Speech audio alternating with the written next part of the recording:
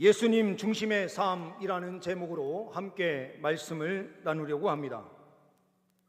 오늘은 우리가 사역 축제 주일로 드리고 있습니다.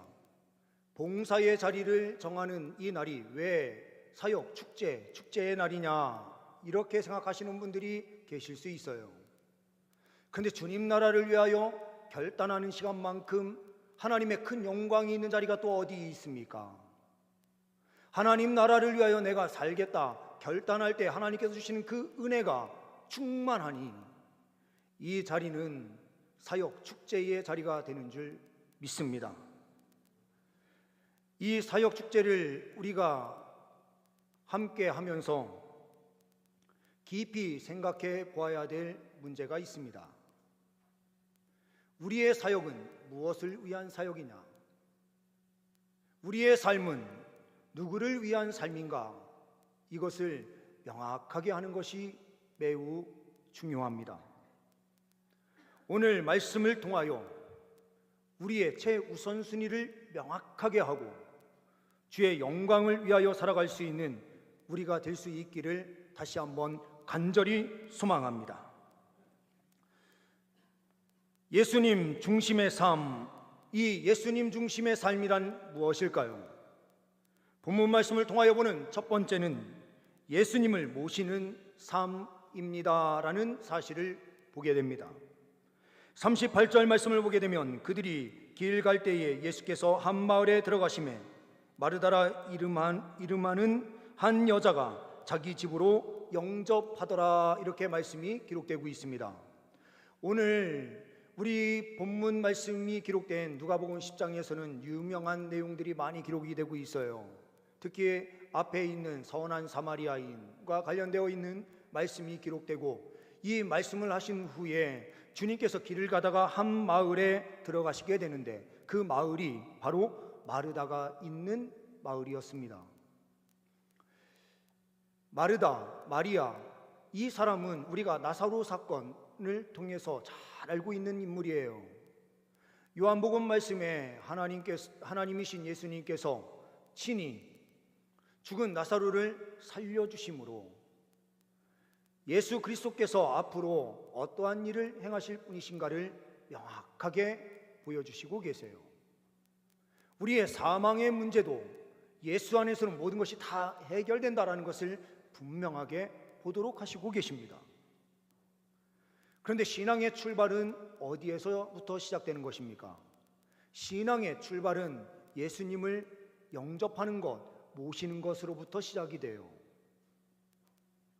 예수 그리스도를 믿는다 하면서도 예수님을 믿지 않는 사람들이 있어요.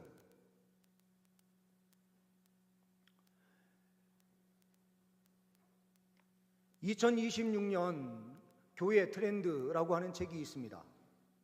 그 책을 보니 3년 정도 기간 안에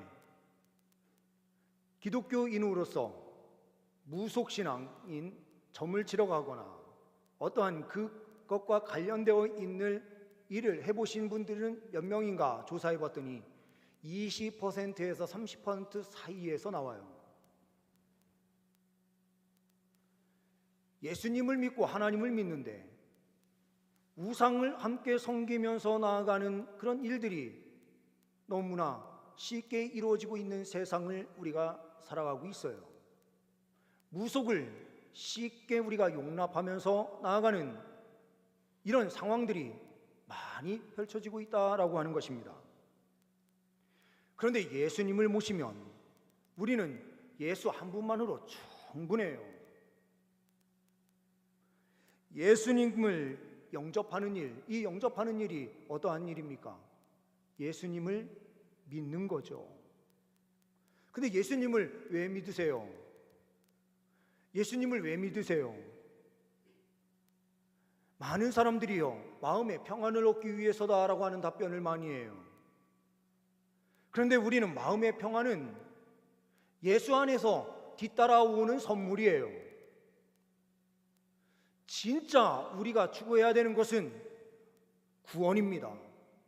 영원한 생명이에요.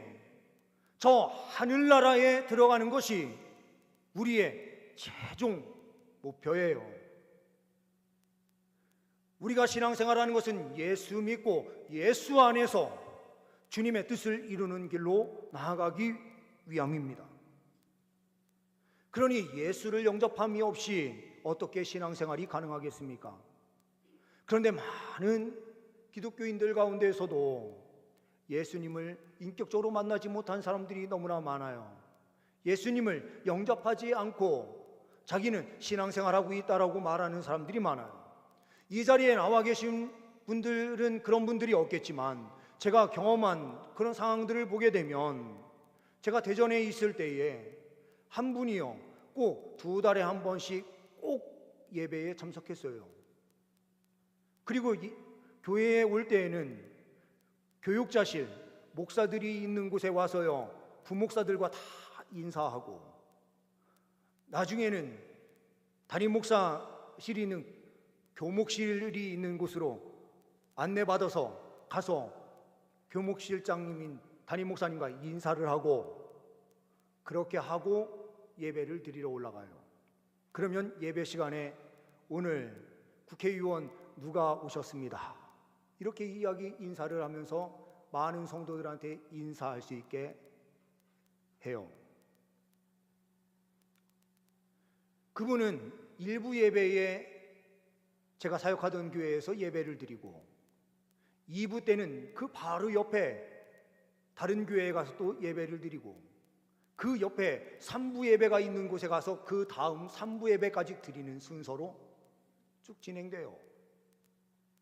이분은요 교회를 4주 만에 한 번씩 교회를 다 정해놓고요 체크를 정확하게 하면서 정확하게 모든 지역에 있는 교회들을 다, 거의 큰 교회는 다 돌아다니신 것 같아요. 그런 철저함이 있어서 그런지 몰라도 국회의원의 의장까지 하셨는지도 모르겠습니다.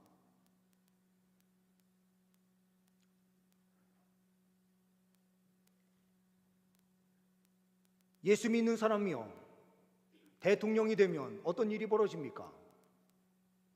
믿지 않는 사람들도요 줄을 한번 내볼까 해서 교회로 막 몰려오는 일들이 많아요.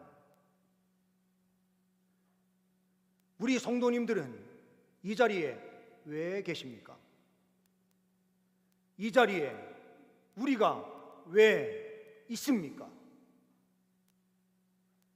예수 그리스도를 나의 구주로 영접하고 예수를 위하여 살기 위하여 우리는 이 자리에 있는 것 아닙니까? 우리를 구원하신 예수 그리스도의 은혜에 감사하면서 예수를 위하여 살기 위하여 이 자리에 있는 줄 저는 믿습니다. 이 자리에 계신 우리 성도님들이 단 한 분도 예수님 영접함 없이 예배드리는 어리석은 자리에 있지 않기를 간절히 기도하고 소망합니다. 마르다는 그 많은 마을 사람들 가운데에서 예수님이 오자 예수님을 자기 집으로 영접을 하고 있어요. 마치 옛날 시골 교회에서는요 부흥성회를 참 많이 했는데, 부흥성회를 하게 되면 강사님을 어디로, 식당이 그 근처에는 그때는 없으니요 식사를 하시려면 그렇다고 저 읍내 바깥에까지 4-5km 이상 떨어진 곳에 갔다 올 수는 없지 않습니까? 비포장도로인 그런 길이에요. 그러니 가정에서 식사를 대접하는데 성도님들 가정에서 헌신하시는 분들이 돌아가면서 식사를 대접해요. 그 대접하는 마음이 어떤 마음이었을까요? 오늘 마르다의 그 마음을 우리가 이해할 수 있을지도 모르겠어요. 마르다가 예수님이 오시니 예수님을 자기 집으로 직접 모셨어요. 그런데 이 자리에서 주님께서 말씀하신 그 말씀을 우리는 기억해야 됩니다. 그래서 우리는 예수 중심의 삶이란 두 번째로 본문 말씀에서 무엇을 말씀하고 있는가? 말씀에 귀 기울이는 삶입니다 라고 우리에게 말씀하고 있다는 것입니다. 39절 말씀을 보게 되면 그에게 마리아라 하는 동생이 있어 주의 발치에 앉아 그의 말씀을 듣더니 이렇게 되어 있어요. 말씀을 듣는데 그냥 듣는 게 아니에요. 어떻게 듣습니까? 가장 앞에, 가장 가까이에 나갔어요. 우리 교회는 이 앞자리에 앉아서 예배 드리시는 분들은 참 수고하시는 분들입니다. 왜냐하면 우리 강단이요, 다른 교회보다 진짜 높아요. 이게 높은 이유가 강단을 낮추면은 뭐 낮아지는 것처럼 생각을 할 필요가 전혀 없어요. 이 강단이 높아진 이유는 저 중층에서도 볼 수 있게 하기 위해서 지금 이렇게 되어 있는 건데요. 이 높다 보니 앞자리에 앉으신 분들은요, 고개를 이렇게 드셔야 되니까 얼마나 목이 아프세요. 그런데도 이 앞자리를 지금 지키시면서 같이 예배를 드려주시니 감사한 거죠.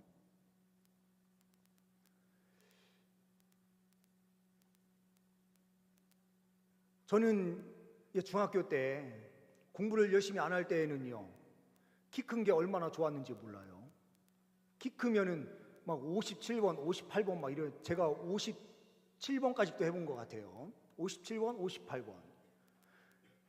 그러면은 번호 순서에 따라서 뒷자리에 앉게 되는데요. 뒷자리에 앉으면은 선생님과 거리가 멀어지니까요, 공부를 안 하는 입장에서는 참 좋아요. 딱 숨어 있으면은 안 보이시겠지 이렇게 생각했는데 제가 강단에 서서 보니까 뒷자리가 제일 잘 보이더라고요.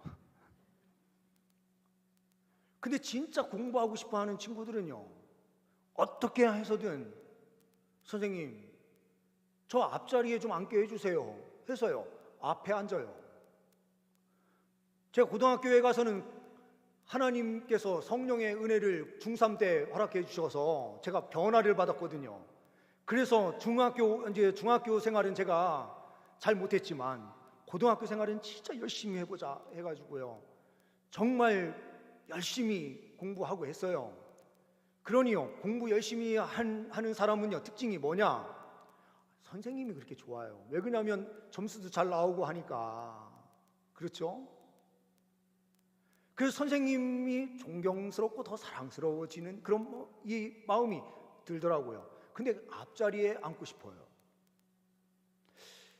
이 마리아의 심정이 어떤 심정이었을까? 말씀에 귀를 기울인다라고 하는 것은요, 사랑이 없으면 들을 수가 없어요.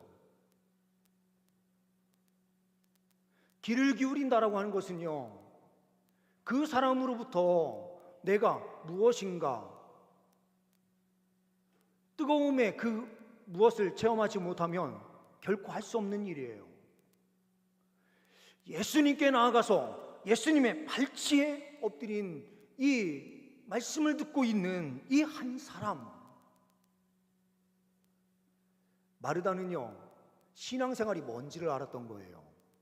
신앙생활은 말씀을 듣는 거죠. 근데 이 말씀을 듣는 것은 그냥 듣는 것이 아니라 어떻게 듣는 거라고요? 사랑으로 듣는 것 아닙니까?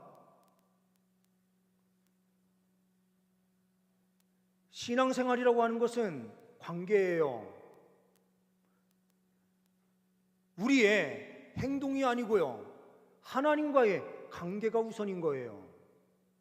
하나님과 우리가 사랑하지 않으면 이 신앙생활이 무슨 의미가 있어요? 신앙생활은 사랑이에요. 주님이 우리를 사랑하셨듯 우리도 주님을 사랑하는 것이 신앙생활이거든요.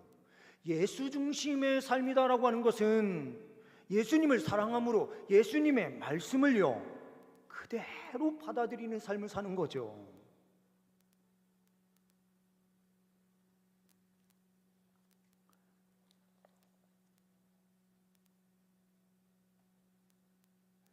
옛날에 중국에 송이라는 가난한 농부가 살고 있었습니다.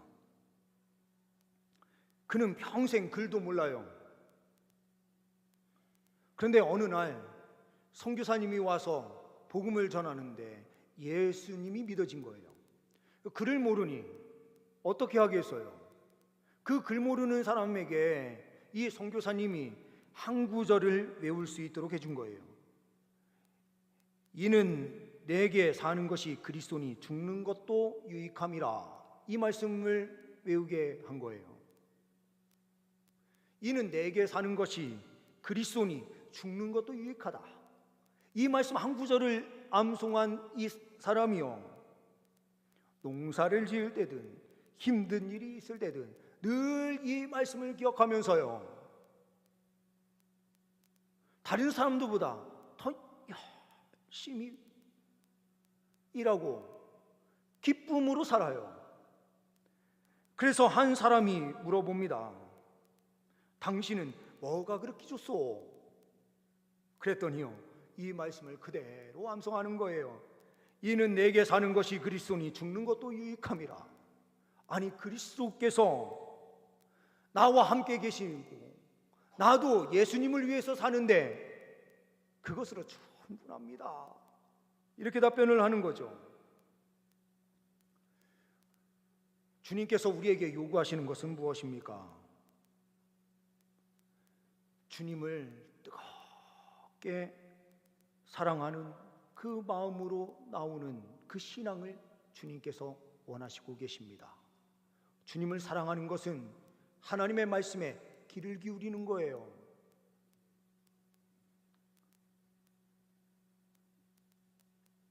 세 번째로는요, 주님을 바라보는 삶이 예수 중심의 삶이다, 이렇게 말씀하고 있어요.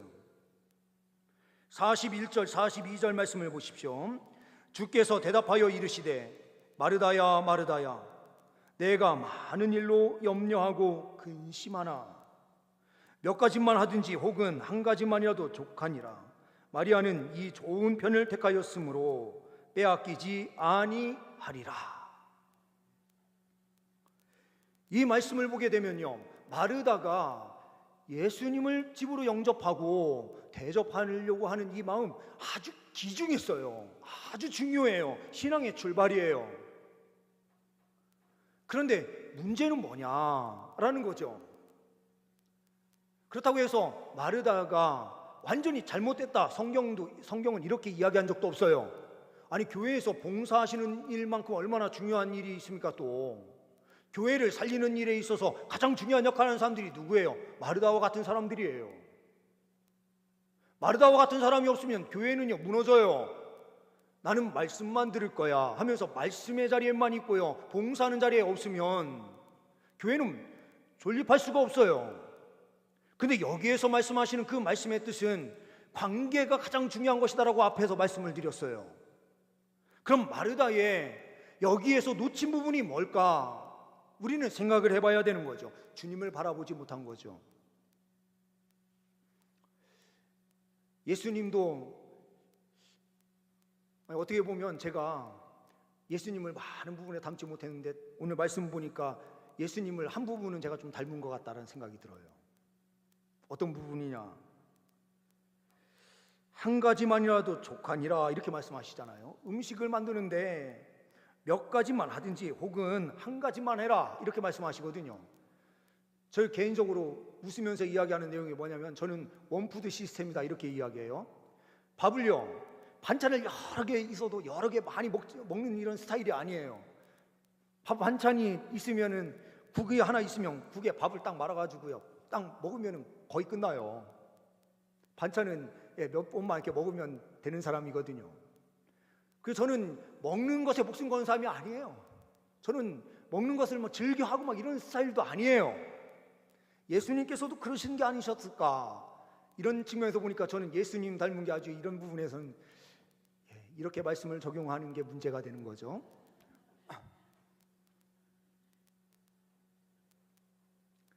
근데 예수님께서 이렇게 말씀하신 진짜 이유가 뭘까? 단순화하라는 거예요. 사역에 너무 많은 것을 준비하려고 하다 보니 결국에는 자기의 승질에 쓰러지는 거예요. 이거를 누가복음 말씀과 연결해서 보게 되면은요, 누가복음 8장 14절 15절 말씀을 보게 되면 말씀이 이렇게 기록이 됩니다. 가시떨기에 떨어졌다는 것은 말씀을 들은 자이나 지내는 중 이생의 염려와 재물과 향락의 기운이 막혀 온전히 결실하지 못하는 자요. 좋은 땅에 있다는 것은 착하고 좋은 마음으로 말씀을 듣고 지키어 인내로 결실하는 자리라, 이렇게 돼 있어요. 그러니 이 말씀을 통하여 보게 되면 지금 마르다는요, 분주함으로 준비하는 것으로 염려하고 있어요. 왜 염려합니까? 그 안에 무엇이 없기 때문입니까? 40절 말씀을 한번 보십시오. 마르다는 준비하는 일이 많아 마음이 분주한지라 예수께 나아가 이르되, 주여, 내 동생이 나 혼자 일하게 두는 것을 생각하지 아니하시나이까? 그를 명하사 나를 도와주라 하소서, 이렇게 요청을 해요. 이 말씀을 가만히 보게 되면, 저희도 이제 자녀가 둘이 있지만요, 많은 분들하고 같이 이야기를 해보다 보면 첫째의 특성과 둘째의 특성이 다 비슷비슷한 것 같아요. 첫째는 원칙론자주의예요. 딱 정해져 있으면 그 일은 꼭 해야 돼요. 그런데 둘째나 셋째는요, 그렇지 않아요. 첫째는요, 마르다는 예수님을 영접해서 모셨으니 대접을 하는 게 또 해야 되는 것, 당연한 일 아닙니까? 그래서 일을 열심히 하다가 딱 둘러보니요, 자기 동생이 같이 일을 안 하고 있어요. 근데 어디 있나 봤더니요, 예수님 팔찌 앞에서 앉아가지고 있네요. 그래서 문을 삐끔 열어서 신호를 보냈겠죠. 나와. 그런데요, 둘째의 특징이 또 있어요. 둘째가 뭡니까? 봤어도 안 본 척하고 예수님만 가만히 보고 있는 거죠. 그러니 마르다가요, 그 자리에서 보다가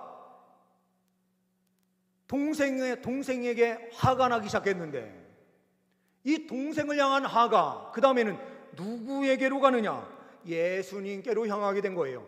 주여, 동생이 나 혼자 일하게 두는 것을 생각하지 않으십니까? 명령해서 좀 가게 좀 해주세요. 가서 부엌에 가서 같이 일해라, 명령해 주세요.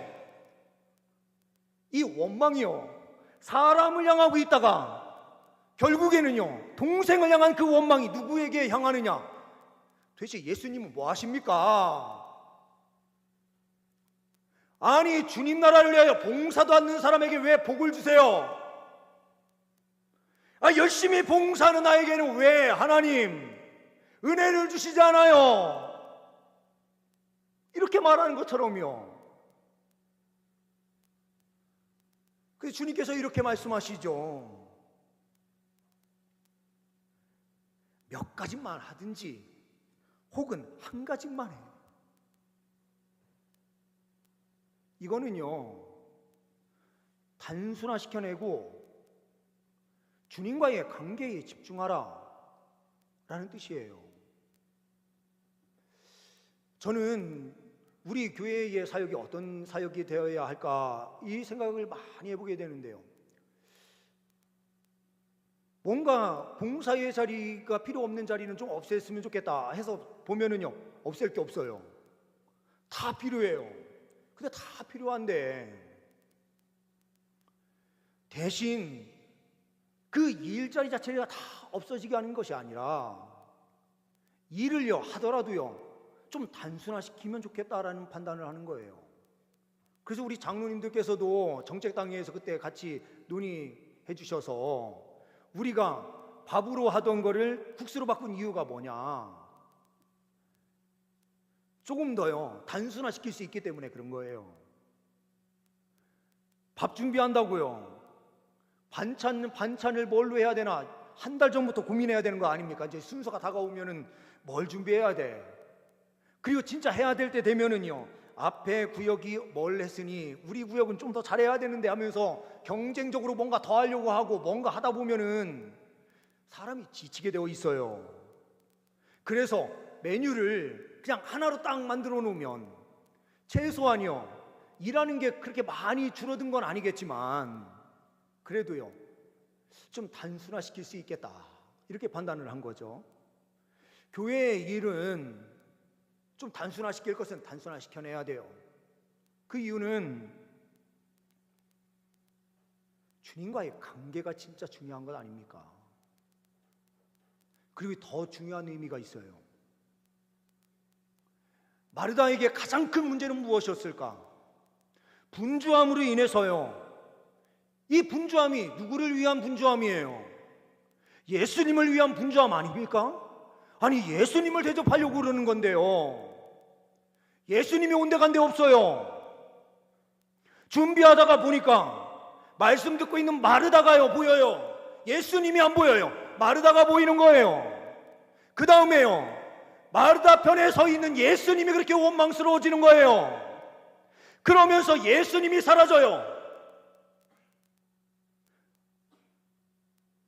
원망하는 사람이 보이다가요, 그 중심이 되어야 될 예수님도 원망의 대상이 되어버리는 것이 우리 신앙생활의 모습이 된다면 주님께서 원하시는 삶이냐라는 거죠.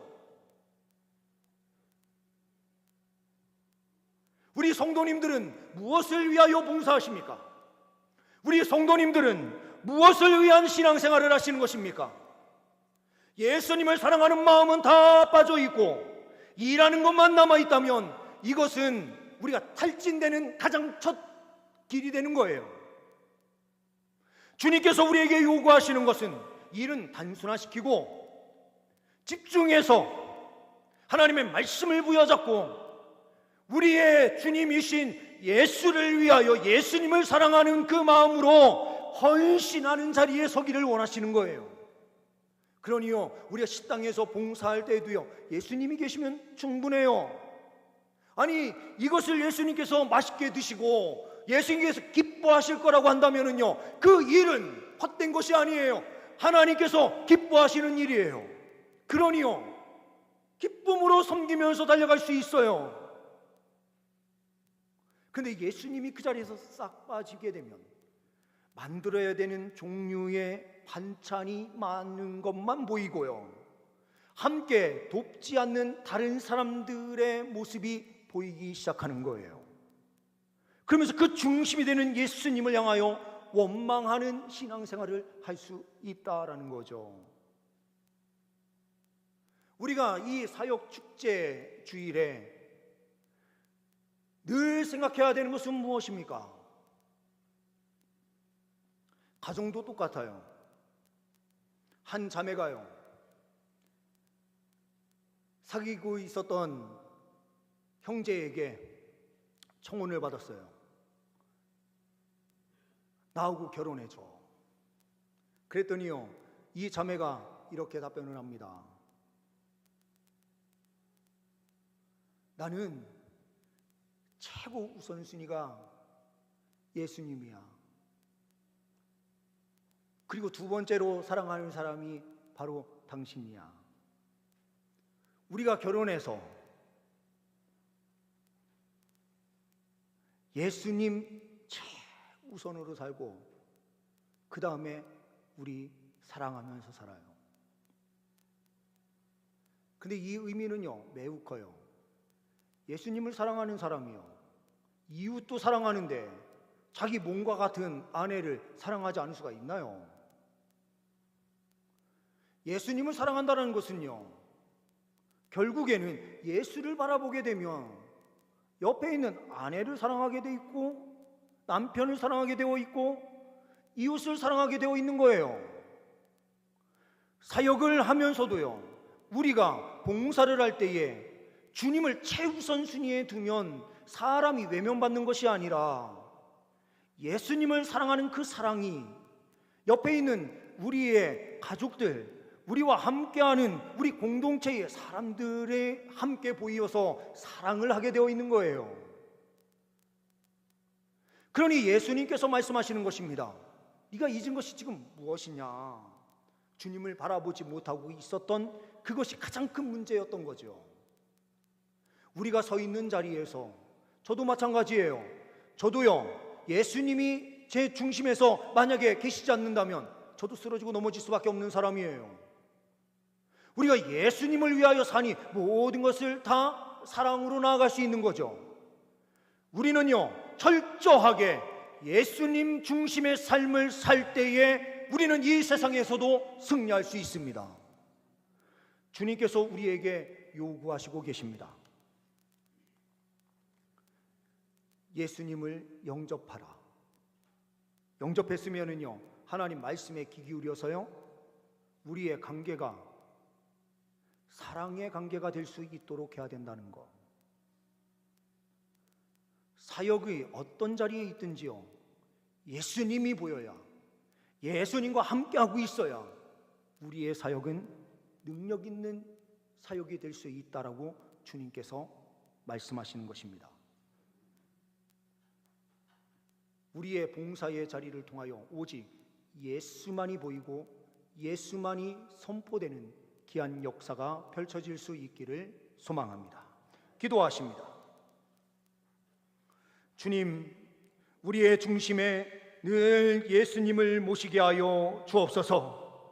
예수님을 위하여 사는 인생이 되게 하옵소서. 우리 주 예수 그리스도의 이름으로 기도하옵나이다. 아멘.